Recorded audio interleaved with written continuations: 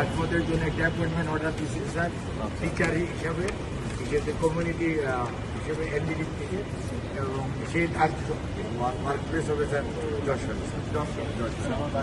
বাড়ি নড়াই, তারপরে তাকে নড়াই প্রতিদিন যশোর কয়েকদিন করলে সরকারি কিছু নিয়ম আছে তো চাপবে, ইনশাল্লাহ কয়েকদিন পরে আমরা ওখানে ট্রান্সফার করবো, ঠিক আছে?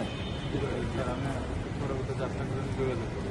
আচ্ছা, কোনো অসুবিধা নেই ভাই, ঠিক আছে? এটা বলবেন এরপরে কে নীলা,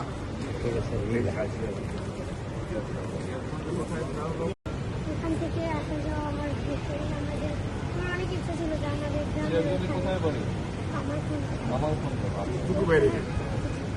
এখানে আমার বাড়ি থেকে যদি আমার প্রাইমারি আমার অনেক ইচ্ছা ছিল প্রাইমারিতে আচ্ছা, ইনশাল্লাহ আমার যদি একটু ব্যবস্থা হইতো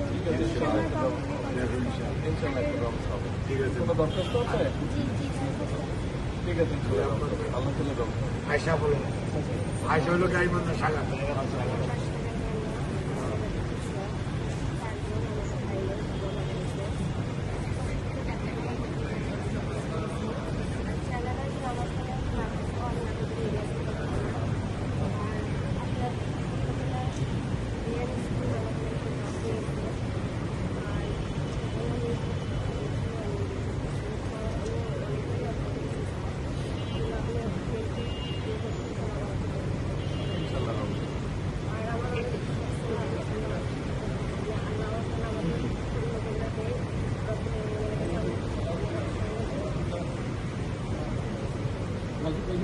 হ্যাঁ, সব রেডি করে নিয়ে এসছি আমাদের সময়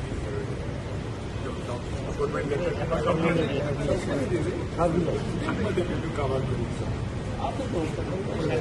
আচ্ছা, তো